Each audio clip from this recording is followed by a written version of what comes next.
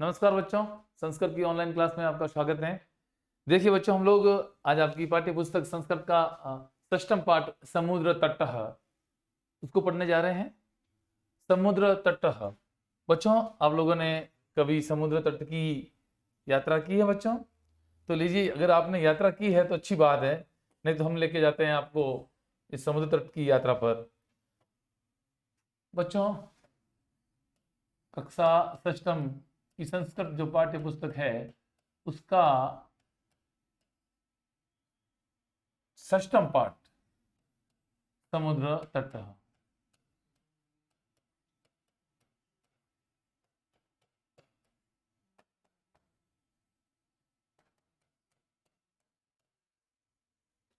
बच्चों, इसके अंदर तृतीया और चतुर्थी विभक्ति का प्रयोग किया गया है। ये विभक्ति क्या होती है बच्चों? ये कारक जो होते हैं अपने, उस कारक के साथ में विभक्ति लगती है। प्रथमा विभक्ति, द्वितीय विभक्ति, तृतीया, चतुर्थी, पंचमी, षष्ठी, सप्तमी और संबोधन। जैसे उदाहरण के लिए आप लोगों ने कारक पढ़े होंगे, कर्ता कारक होता है, इसका जो चिन्ह होता है ने, उसमें लगती है आपकी प्रथमा विभक्ति।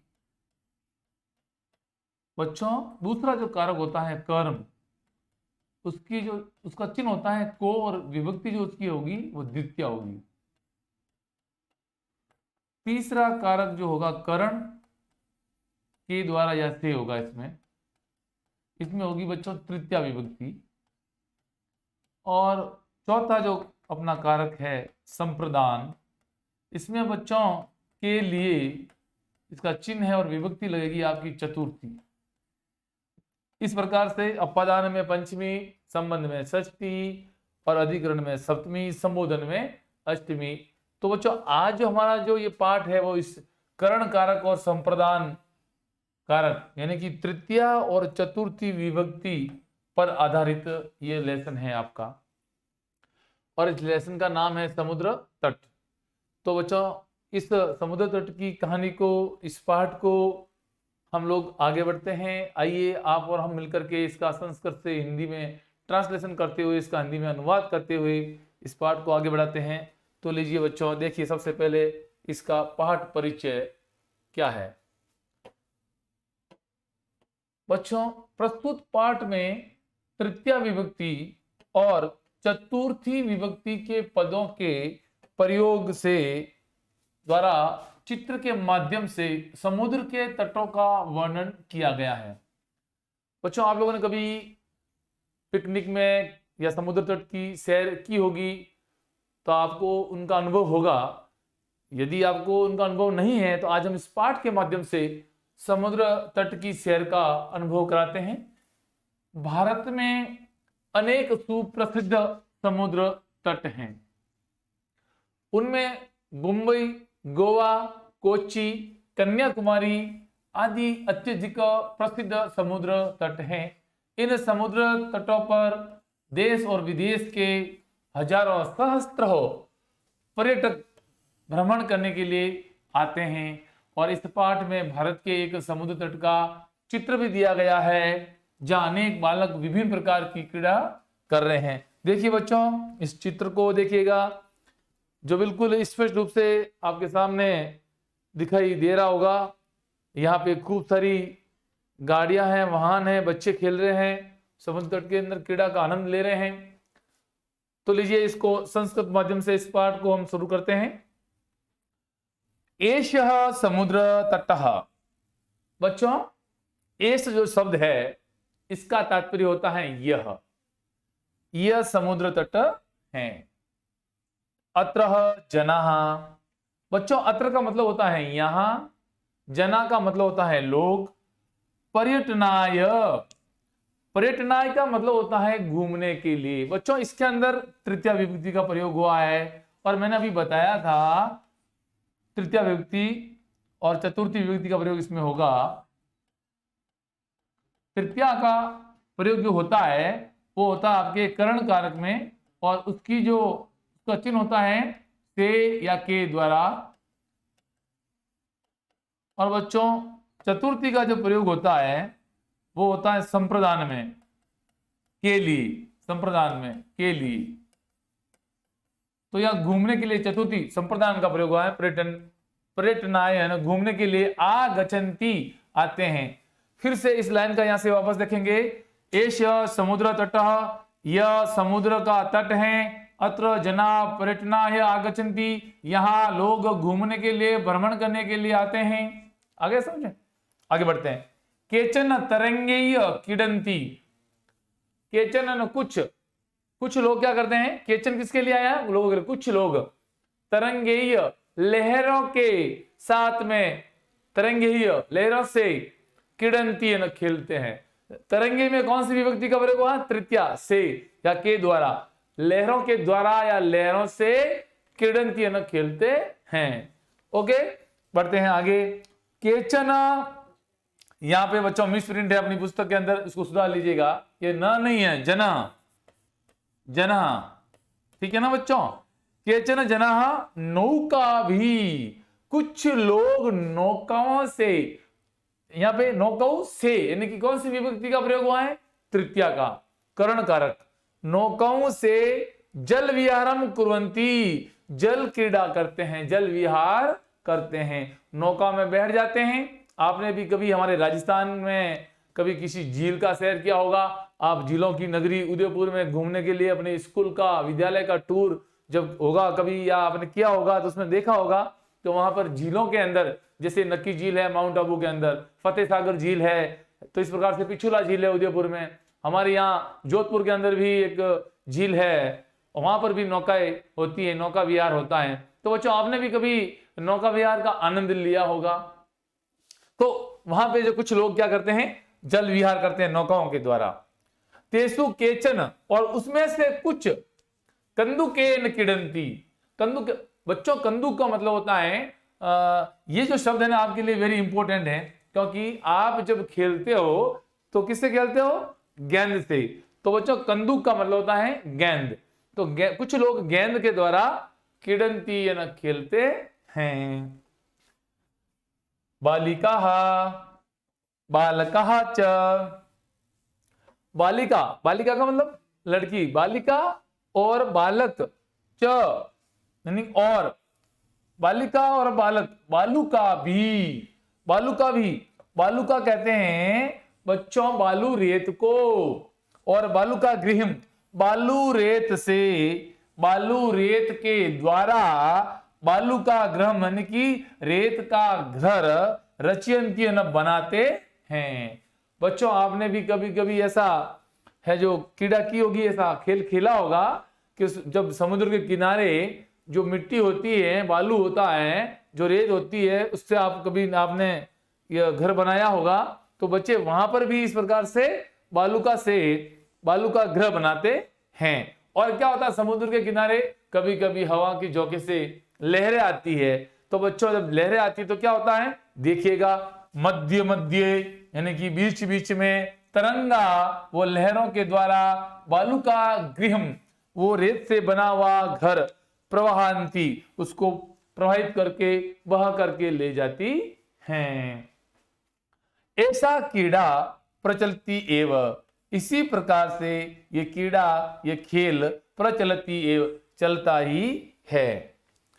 आगे देखिए बच्चों, समुद्र तटः, समुद्र तट न केवलम पर्यटन स्थानानि, समुद्र तट जो है केवल हमारा भ्रमणीय स्थल नहीं है, पर्यटन स्थल नहीं है। अत्र यहां पर मत्स्य जीविनः अपि स्वजीविकाम चालयति, अर्थात ये जो समुद्र तट जो है हमारा केवल घूमने का स्थान भी नहीं है, तो क्या है बच्चों, यहां पर अपनी जीविका के लिए लोग क्या करते हैं, मछुआरे, मत्स्य जीवन, मत्स्य जीवन का तात्पर्य होता है मछुआरे, और इसको धीवरा नाम से भी जानते हैं। और दूसरा शब्द इसका संस्कृत में क्या होता है, धीवराहा। तो मछुआरे जो होते हैं वो क्या करते हैं बच्चों, उसका कार्य क्या है, मछुआरे का कार्य है मछली को पकड़ना। तो बच्चों समुद्र के तट पर जो है हम घूमने के लिए भी जाते हैं, लेकिन घूमने पर्यटक स्थल के साथ में अत्र यहाँ मत्स्य जीवन अपि, मछुआरे भी स्वजीविका, अपनी जीविका, अपने जीवन यापन के लिए अपनी जीविका क्या करते हैं, चालयंती, चलाते हैं।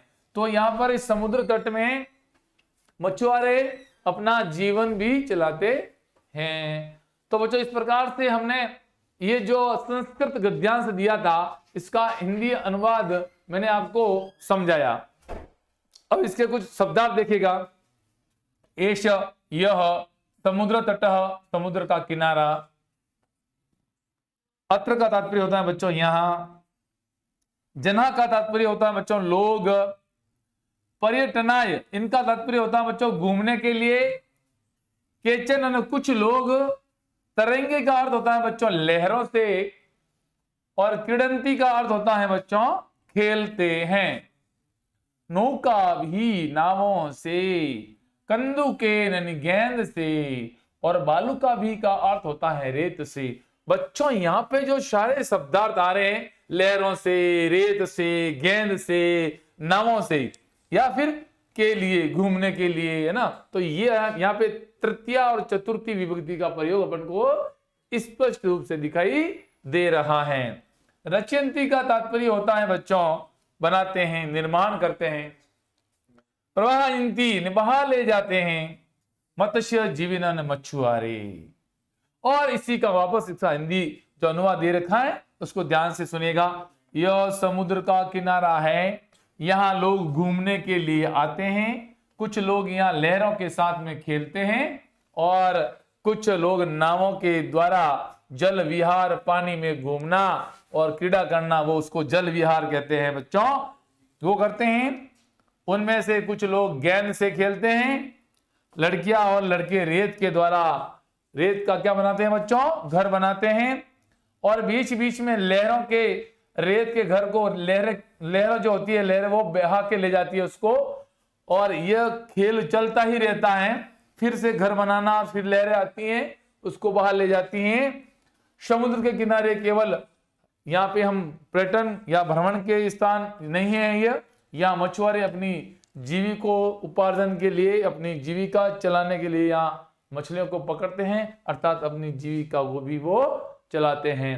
तो इस प्रकार से ये पहला जो गद्यांश है बच्चों हमने पढ़ा। तो लीजिए समुद्र की जो इस तट की कहानी को आगे बढ़ाते हुए आगे चलते हैं। दूसरा जो गद्यांश इसका जो है देखिएगा। अस्माकं देशे बहव समुद्र तटा सन्ति, एतेषु मुंबई, गोवा, कोची, कन्याकुमारी, विशाखापट्टनम, पुरी तटः अतीव प्रसिद्धाः सन्ति। गोवा तटः विदेशी पर्यटकेभ्यः समधिकं रोचते। विशाखापट्टनम तटः वैदेशिक व्यापार प्रसिद्धः। कोची तटः नारिकेल फलेभ्यः ज्ञायते। मुंबई नगरस्य जू तटे सर्वे जनाः सवेद्यं विहरन्ति। चेन्नई नगरस्य मेरीना तटः देशस्य सागर तटेषु दीर्घतमः। तो बच्चों देखिएगा इस पैराग्राफ का हिंदी अर्थ देखिएगा। अस्माकं देशे बहव समुद्र तटः, हमारे देश में, बहव या बच्चों बहव है, हानि है। हमारे देश में बहुत से समुद्र तट हैं। क्योंकि आप जानते हैं बच्चों हमारा देश का जो नक्शा है इस प्रकार से आपने देखा होगा। तो यहाँ पे जो ये भारत देश का जो नक्शा है, यहाँ पर आपने देखा होगा पानी पानी दिखाई दे रहा आपको, देता ना बच्चों। यहाँ पे एक सागर है, उसका नाम है अरब सागर। क्या नाम है बच्चों? अरब सागर। इधर जो है उसको बोलते हैं बच्चों बंगाल की खाड़ी। क्या बोलते हैं बच्चों? बंगाल की खाड़ी।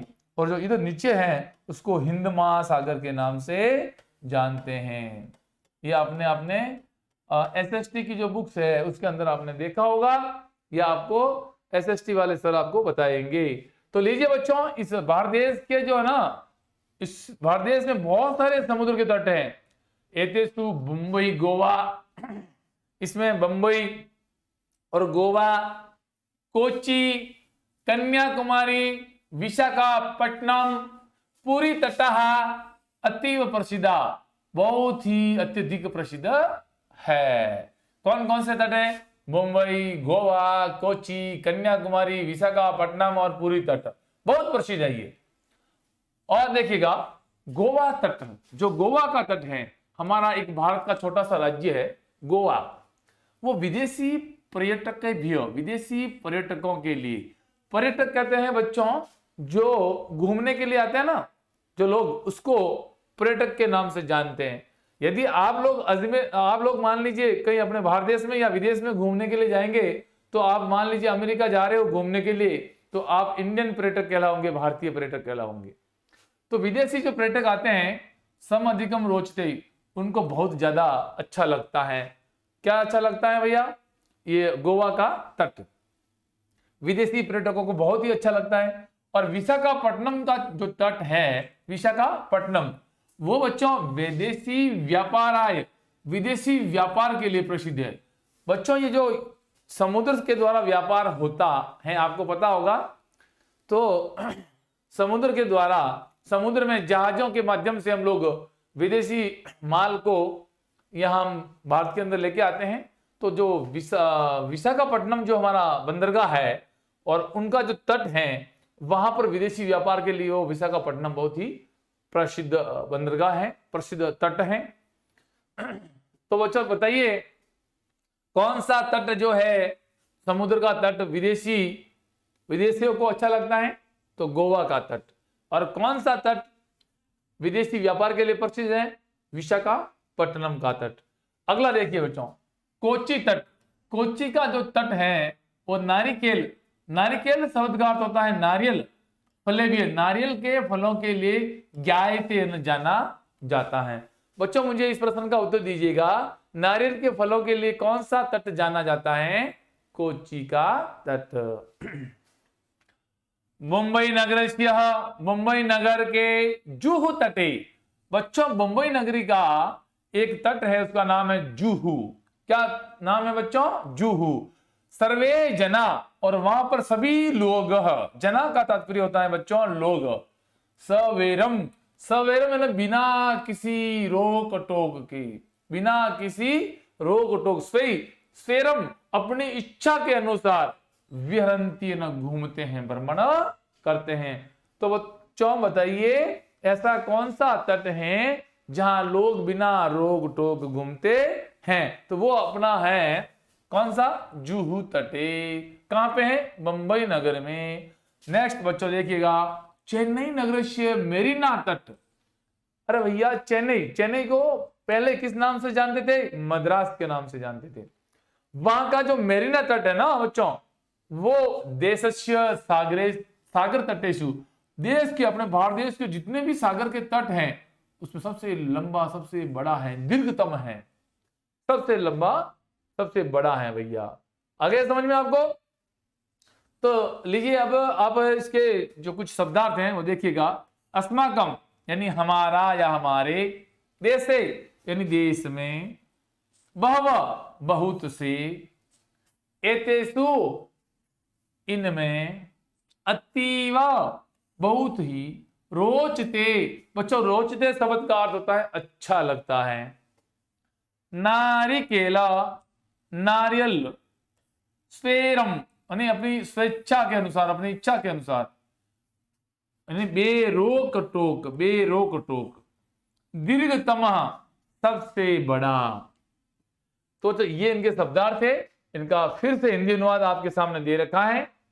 तो क्या देखिए, इसको वापस पढ़ लीजिएगा। हमारे देश में अनेक समुद्र तट हैं, अस्माकम जैसे बहवा समुद्र तटा, इनमें से मुंबई, गोवा, कोच्चि, कन्याकुमारी, विशाखापट्टनम और पुरी के तट अतीव प्रसिद्ध संति, अत्यधिक प्रसिद्ध है।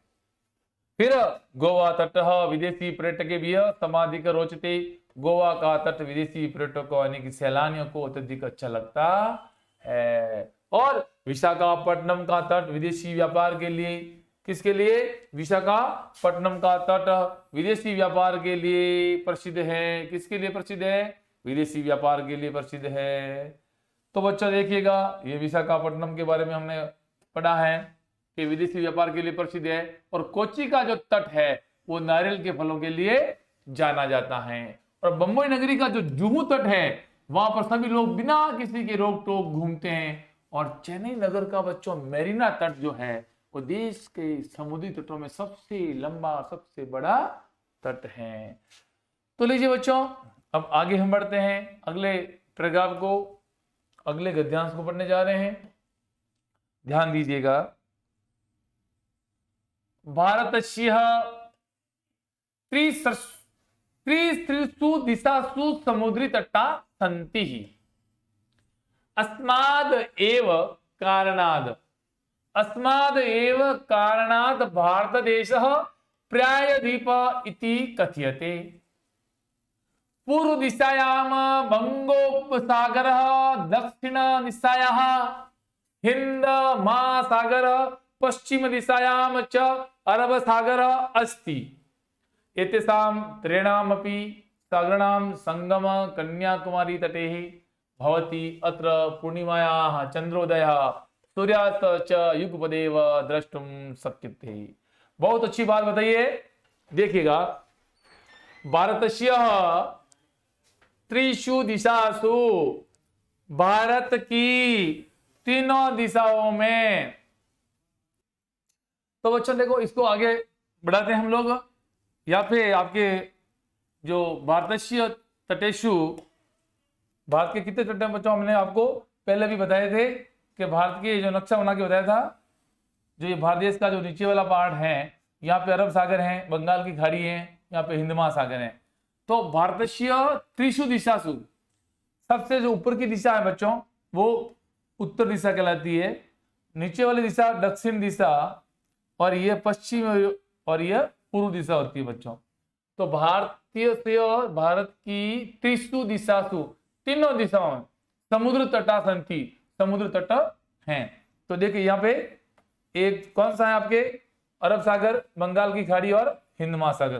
तो 1, 2 और 3 पश्चिम में, पूर्व में और दक्षिण में, तीनों दिशा में पानी पानी है, समुद्र तट हैं। अस्माद् एव कारणाद्, और इसी कारण से भारत देश का पर्याय द्वीप इति कथ्यते, इसी कारण से भारत देश को पर्याय द्वीप के नाम से जाना जाता है।